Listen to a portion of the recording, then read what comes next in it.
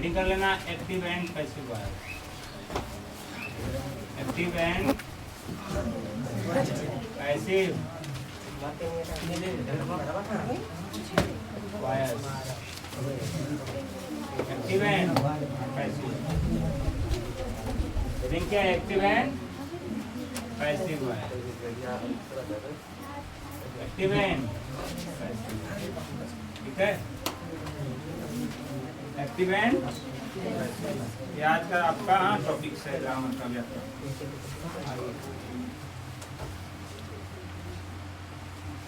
Heading करते चलिएगा और हाँ यहाँ पे लिखते चलिएगा active.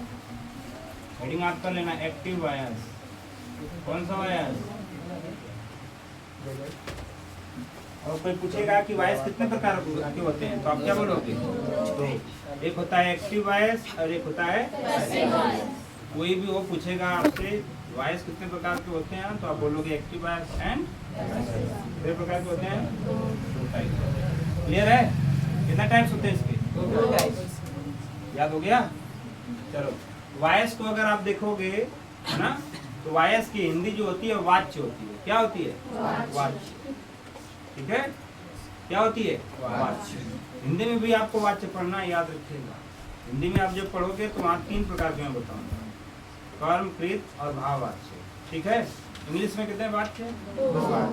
Active voice and passive voice. Active voice क्या होता है, पैसिव वॉयस क्या होता है, उसके बारे में थोड़ा पढ़ लेते हैं और थोड़ा थोड़ा देख लेते हैं। एक्टिव वॉयस का मतलब समझते हो क्या होता है? अभी जो आप टेंस पढ़ रहे थे ना, उस टेंस में सबसे आगे कौन आता था? सब्जेक्ट आता था। याद है सबको? उसमें सबसे अहमियत किसकी होती है? पहले सब्जेक्ट की। तो एक्टिव वॉयस में सब्जेक्ट पहले होता है, इसलिए सब्जेक्ट के द्वारा चलाया जाता है। किसको? Active voice. और पैसिव वॉयस में यहाँ पर ऑब्जेक्ट की प्रधानता होगी। किसकी? ऑब्जेक्ट की। आप एक्टिव पढ़ लियो, एक्टिव आप एक्टिव से हाँ आप परिचित हैं, बशर्ते आपको ये पता नहीं था कि हाँ जो सब्जेक्ट पहले होता है तो क्या उसी को एक्टिव कहा जाता था, ये पता नहीं था।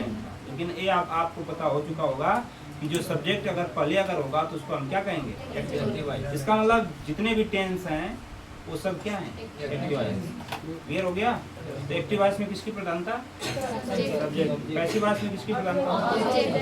ये बस परिभाषा हम लिख देंगे। ठीक है, लिखेगा एक्टिव वॉइस, लिखेगा सच ए सेंटेंस। इंग्लिश वाला भी लिखते हैं ना, परिभाषा में लिखवा देता हूँ। ठीक है, सच ए सेंटेंस साथ साथ लिखते चलेगा। Such a sentence which is conducted by subject, which is conducted by subject is called passive voice. Is called passive voice, ना? Such a sentence which is conducted by subject is called passive voice. Such a sentence which is conducted by subject is called passive voice. हाँ sorry, active voice ना? क्या लिखना चाहिए? Active voice गलती से लिख दिया। ठीक है, एक्टिव वॉइस। तो such a sentence which is conducted by subject is called active voice. अब देखो, सच्चे का मतलब सभी लोग जानते थे, ऐसा। सेंटेंस का मतलब वाक्य। बीच मतलब जो बीच में आता है, बीच तो उसका कंडक्टेड मतलब चलाया। बाय सब्जेक्ट किसके द्वारा? मतलब जिसको सब्जेक्ट के द्वारा चलाया जाए उसे हम क्या कहते हैं? कार्ड मतलब कहलाता है एक्टिव वॉइस। मतलब जो सब्जेक्ट के द्वारा चलाया जाता है उसको हम क्या कहते हैं? Active voice. कर लिए? हिंदी लिख लीजिएगा नीचे, इसके नीचे हिंदी लिखना।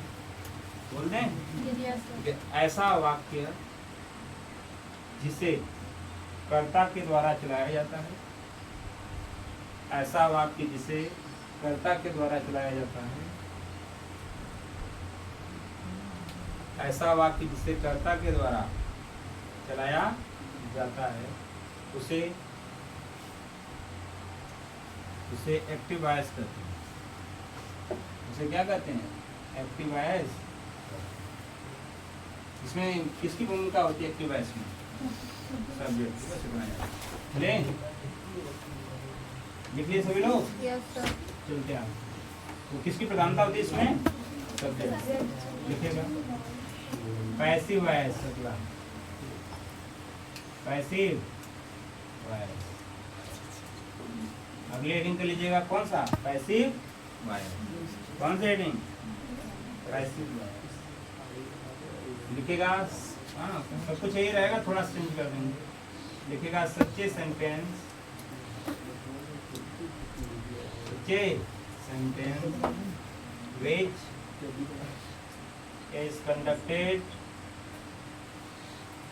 which is conducted by object.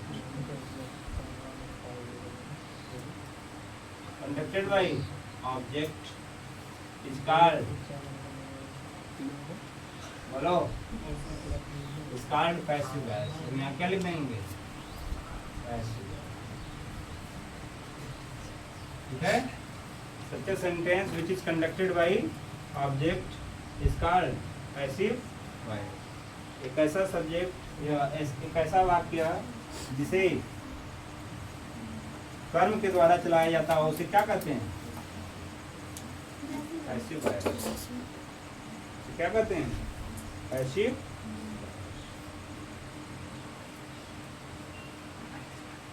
किसी को दिक्कत परेशानी है ना? है दिक्कत जहाँ होगी तुरंत बोलोगे, ठीक है? हाँ, दिक्कत जहाँ होगी तुरंत बोलोगे। हिंदी लिखो इसकी परिभाषा।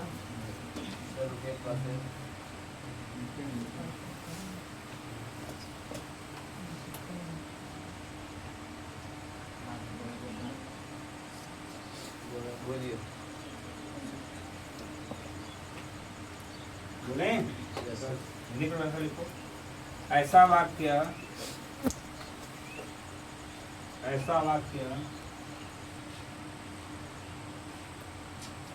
जिसे कर्म के द्वारा चलाया जाए,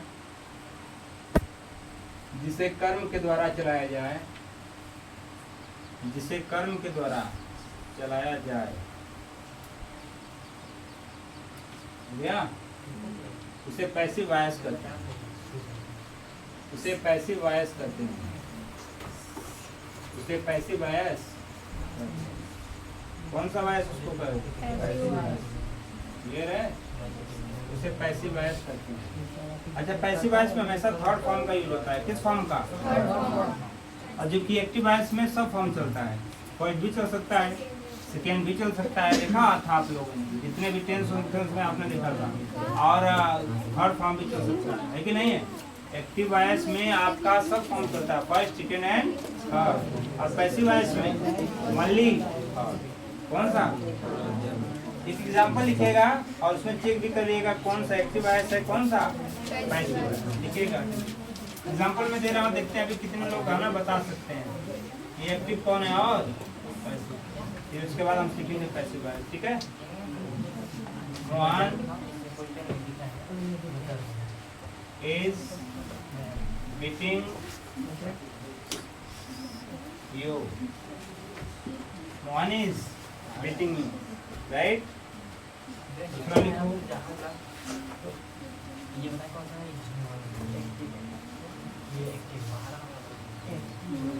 दूसरा है Sohan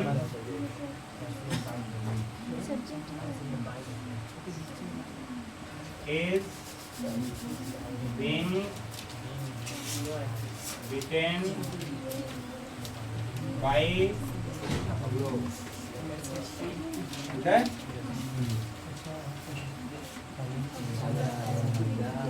You are one. You are. Yeah. You are one. Check करना है कौन सा एक्टिव होगा, कौन सा पैसिव होगा। चौथा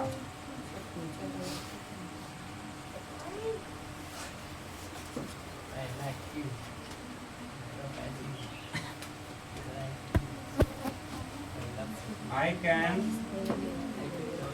solve this problem.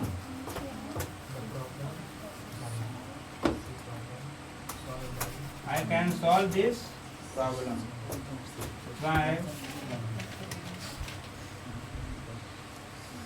Mohan can be solved. Mohan can be solved this question. This question by you. ठीक है, 5 दिया मैंने और आपको सिलेक्ट करना है। बताओ पहला एक्टिव है कि पैसिव है? एक्टिव। हाँ, क्योंकि आप देख रहे थे एक्टिव है ना। मोहन इज बीटिंग यू, कौन सा टेंस है? प्रेजेंट कॉन्टिन्यूअस टेंस है, सभी को पता है। और जो टेंस होते हैं वो कौन सा फॉर्म में होते हैं? Active. Present continuous. Suhan is being beaten by you, बोलो पैसिव की एक्टिव? पैसिव। कैसे पहचान में है? ये पैसिव है। क्या है? बाई जिसमें लग जाएगा आपको उसको क्या होता है? You are one. एक्टिव की पैसिव? क्यों पैसिव? बाई तो नहीं आया। भाई ऐसे थोड़ा नहीं है, बिना बाई का होगा ही नहीं सर। बाई नहीं होगा तो जरूरी नहीं है कि बाई ही रहे, ठीक है? जरूरी नहीं है कि क्या रहे, पैसिव में बाई ही रहे। बाई नहीं रहेगा तब इसको क्या माना जाता है? क्या कोई टेंस में है क्या ऐसा? या ऐसा कोई है जो आर के साथ या इसके साथ या एम के साथ हो? कभी नहीं। तो ये आपका क्या लग रहा है? एक्टिव नहीं है। हाँ, आर के साथ कोई ऐसा टेंस है जिसमें थर्ड फॉर्म यूज होता है? जबकि इसमें थर्ड फॉर्म यूज हुआ है, तो थर्ड फॉर्म अगर जिसमें होगा तो उसका क्या होता है? ये पैसिव। क्लियर है? पैसिव भले से बाई नहीं यूज हुआ। I can solve this problem, active की पैसिव? एक्टिव। ये एक्टिव है। कौन सा वाइस है? Mohan can be solve this question by you, बोलो। ये आपका पैसिव है क्योंकि इसमें बाई का यूज हुआ है। इसका यूज हुआ है। ये आपका क्या है? Passive voice. कौन सा वॉइस है? अब क्लियर हुआ कि नहीं आप लोगों को? एक्टिव और पैसिव में समझ में आया थोड़ा थोड़ा? अभी तो आपको मैं सिखा रहा हूँ किस तरह से आपको एक्टिव और पैसिव सीखना। क्लियर हुआ? चलिए आगे लिखिए। ज्यादा इसको हो गया सबका? हो गया? अब आपको मैं बताने जा रहा हूँ कि पैसिव किन किन सेंटेंस या टेंस का बनेगा। टेंस का ही ना बनता है। किन किन टेंसों का पैसिव बनेगा, किन किन टेंसों का पैसिव नहीं बनेगा। ध्यान से सुनिएगा, किस टेंस का पैसिव बनता है, किस टेंस का पैसिव नहीं। आइए चलिए स्टार्ट करें। हो गया सबका ये? आओ देखो, ध्यान से देखो, एक रूल बताऊंगा, सब पकड़ लो।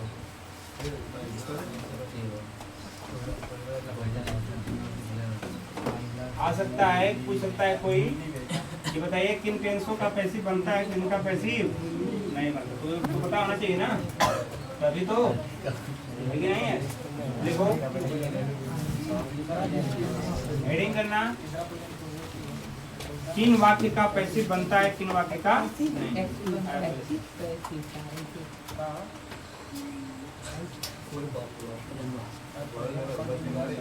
प्रश्न ये है, एक क्वेश्चन मान लो, एक क्वेश्चन है, ये मान लो क्वेश्चन एक किसी ने पूछा है। ये मान लो, ये मान के चलो कि ये क्वेश्चन किसी ने पूछा आपसे, किन वाक्य का पैसिव बनता है और किसका? किन वाक्य का पैसिव। थोड़ा जानकारी मैं दे रहा हूँ स्टार्ट करने से पहले। किन वाक्य का पैसिव बनता है और किन वाक्य का किन वाक्य का, ये याद रखिएगा। ये क्वेश्चन टाइप हमने दे दिया है कि किन वाक्य का पैसिव बनता है और और वाक्य कौन से, किन वाक्य का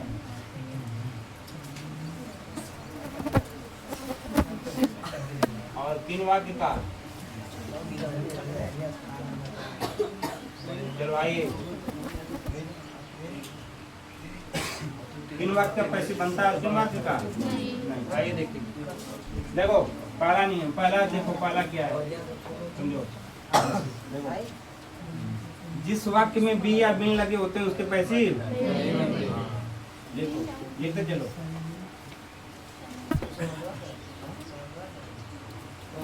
जिन वाक्य में बी या बिन लगे होते हैं, लगे होते उनके पैसे नहीं बनते, उनके पैसे नहीं बनते।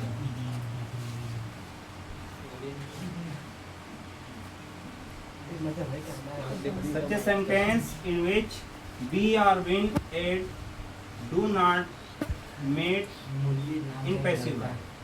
जिन सेंटेंस में बी या बिन लगे होते हैं उनके पैसिव वॉइस नहीं। क्लियर है? अब आप सोचो, बताओ किन वाक्यों में, किन टेंसों में जो एक बी और बिन लगे होते हैं? फ्यूचर कॉन्टिन्यूअस, इसका मतलब फ्यूचर कॉन्टिन्यूअस का पैसिव नहीं बना। और जितने परफेक्ट कॉन्टिन्यूअस सुन पा रहे हो ना, जैसे प्रेजेंट परफेक्ट कॉन्टिन्यूअस देखो, एज बीन और पैसिव। पास्ट परफेक्ट कॉन्टिन्यूअस में हैड बीन होता है, पैसिव बनेगा नहीं बनेगा, बीन हो गया तो नहीं बनेगा। फ्यूचर परफेक्ट कॉन्टिन्यूअस में विल हैव बीन, इसमें बीन आ गया। पैसिव फ्यूचर कंटीन्यूअस में, हाँ फ्यूचर कंटीन्यूअस में उसमें बी है, इसमें बी, बी या बिन दोनों, बी हो सकता है, फिर भी नहीं बनाओगे, बिन भी होगा, इसमें बी है कंटीन्यूअस में, हाँ तो बी है ना, नहीं बनेगा। फ्यूचर कंटीन्यूअस में बी है, विल बी और शैल बी, काम है। हाँ तो याद हो गया कि नहीं? टोटल टेंस कितने हैं? 12। अब 12 में से 8 या 4 निकाल दो, बची कितने? 8। तो 8 टेंस के आपके पैसे बनाने हैं बस। मैं भी नहीं भाई, बी और बिन कितने हो गए टोटल? 4। और टोटल है कितने टेंसेस? 12 में से 4 घटा दो, 8 टेंस के आपके पैसे। टेंस आपने 12 सीखा, लेकिन पैसे कितना? 8 टेंस। क्लियर है? और भी चलो, और थोड़ा बता दें आपको। दूसरा, लिंकिंग वर्ब जिस टेंस में होंगे उनका पैसिव नहीं बनेगा। लिखो, अभी बताता हूँ लिंकिंग वर्ब। लिखो, लिंकिंग वर्ब जिन वाक्य में होते हैं, अभी बताता हूँ, जिन वाक्य में होते हैं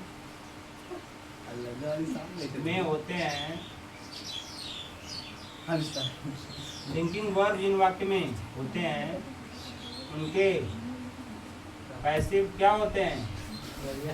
उनके पैसिव नहीं बनाए जाते, नहीं बनाए जाते। क्लियर है? लिंकिंग वर्ब जिन वाक्य में होते हैं उनके पैसिव नहीं बनाए जाते। लिंकिंग वर्ब समझते हो? लिंकिंग वर्ब कीजिए महार। लिंकिंग वर्ब कौन है? उनको लिख लो। लिंकिंग, ये क्या होता है लिंकिंग वर्ब ना? लिंकिंग वर्ब का आशय क्या है वो समझ लो ध्यान से। लिंकिंग वर्ब का मतलब होता है, लिंकिंग वर्ब वे कहलाते हैं जो किसी सब्जेक्ट को सब्जेक्ट से और या फिर नाउन को नाउन से जोड़ने का काम करें, या नाउन या प्रोनाउन को जोड़ने का काम करें, उन्हें हम क्या कहते हैं? ध्यान सुनना, सब्जेक्ट टू सब्जेक्ट, ऐसे लिख रहा हूँ शॉर्ट में, सब्जेक्ट टू सब्जेक्ट, मतलब जो जिसमें सब्जेक्ट से सब्जेक्ट की बात हो उनको हम क्या कहेंगे? लिंकिंग। ये करते हैं। या फिर नाउन से नाउन को प्लस करें, मतलब नाउन को नाउन से जोड़ने का काम करें, वो क्या होते हैं? लिंकिंग। या फिर प्रोनाउन को नाउन से जोड़ने का काम करें, उनको क्या कहेंगे? लिंकिंग। अब कैसे सुनोगे? देखो सब्जेक्ट टू सब्जेक्ट का जोड़ने का काम मतलब क्या है कि जैसे he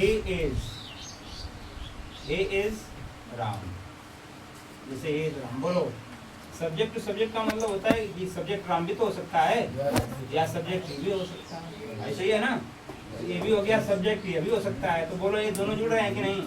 इनको जोड़ने का काम कौन कर रहा है? क्या हो गया? Linking verb. या आवाज भी तो हो सकता है, ये आवाज राम, वो राम, ये भी तो हो सकता है, तो आज भी क्या होगा? लिंकिंग। मैं कि नहीं? और देखो, नाउन टू नाउन मतलब नाउन से नाउन जुड़ा हो, जैसे मोहन इज सोहन, मोहनी क्या है? सोहन है। मोहन इज सोहन या मोहन वाज, यहाँ वाज भी तो आ सकता है। तो बताओ ये कौन से है? ये लिंकिंग वर्ब। मोहन को किससे जोड़ा जा रहा है? सोहन से। तो ये क्या कहलाएगा? लिंकिंग वर्ब कहलाएगा। ठीक है। अब मान लो यहाँ बॉयज होगा, बॉयज, ठीक है। एज स्टूडेंट, लड़के क्या है? विद्यार्थी। तो भाई इस न लगाकर अब यहाँ पर क्या लगाओगे? आर लगाओगे, क्योंकि बॉयज बॉयज लिख दिया, तो आर भी क्या होंगे? Linking verb. यहाँ लिख दूंगा लिंकिंग वर्ब को ना। लिंकिंग का वर्ब का मतलब होता है जो जोड़ने का काम करे। जैसे आपने सुना होगा कई कई पत्थरों पर लिखा होता था पहले जमाने में, अब तो पत्थर पर सब डायरेक्ट लिखते हैं किलोमीटर। पहले लिखा होता था, आज भी देखोगे कहीं कहीं पत्थरों पर मिलेगा, उस पर लिखा होता है लिंक मार्क।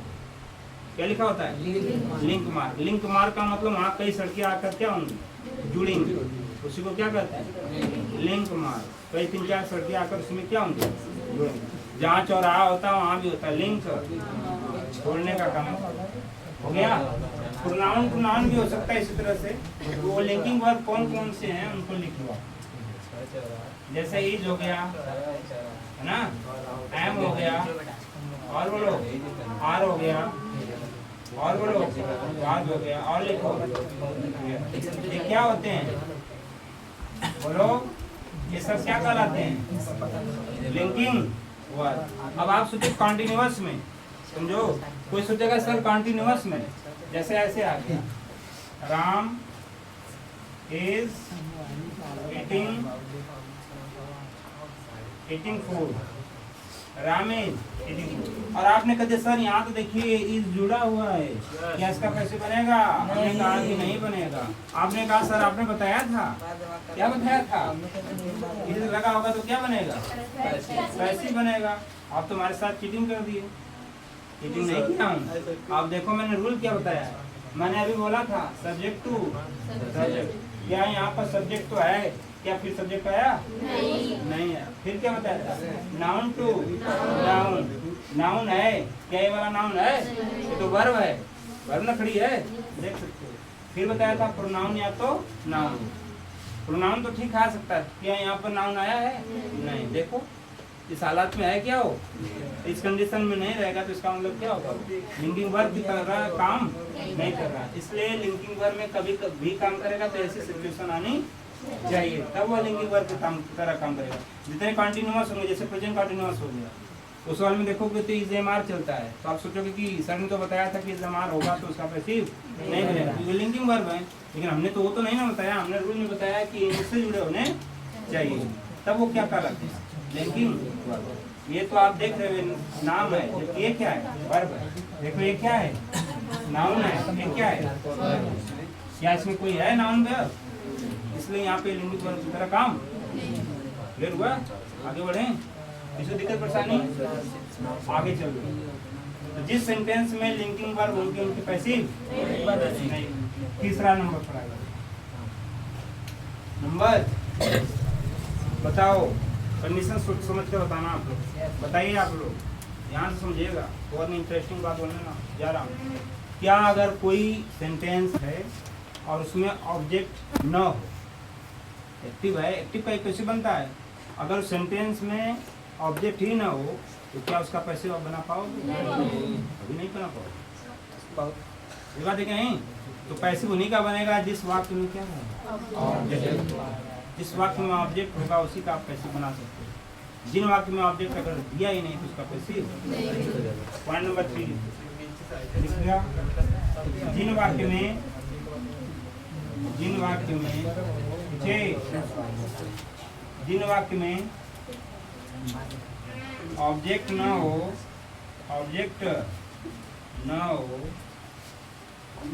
तो उनके पैसिव नहीं बनते हैं। उनके पैसिव नहीं बनते बोलो क्लियर है सबको? क्या उनके पैसिव बनाओगे? कभी नहीं बनाना, क्योंकि जब ऑब्जेक्ट ही नहीं है और पैसिव बेचारा किसके द्वारा चलता है? ऑब्जेक्ट से चलता है, और आपने ऑब्जेक्ट रखा ही नहीं है तो उसका क्या पैसिव बना पाओगे? नहीं बना पाओगे। क्लियर हुआ कि नहीं? जिन वाक्य में ऑब्जेक्ट न हो तो उनके पैसे नहीं बनते। बोलो क्लियर हुआ? किसी को दिक्कत परेशानी? ठीक है, बहुत अच्छा। जिन वाक्य में ऑब्जेक्ट ना हो तो उनके पैसे नहीं बनते। जैसे देखो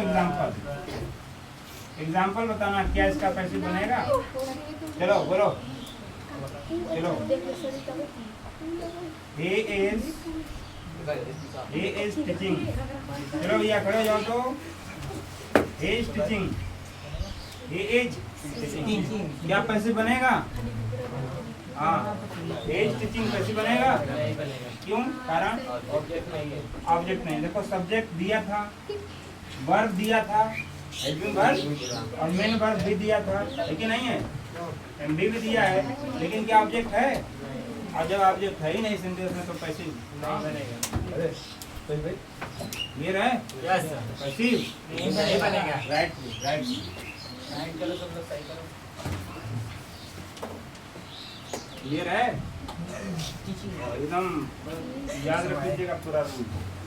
किसके पैसे बनते हैं, किसके पैसे?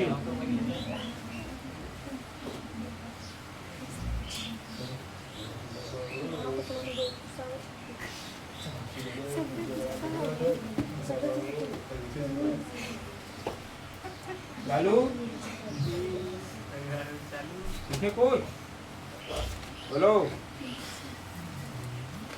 कल मैं पूछूंगा तीनों पॉइंट, याद रख लेना। हाँ हाँ, तीनों पॉइंट में पूछूंगा तुमसे, याद रखे रहना तीनों पॉइंट। किसके पैसे बनते हैं, किसके पैसे नहीं बनते? ये आज की यहाँ क्लास था यार। ठीक है, राइट में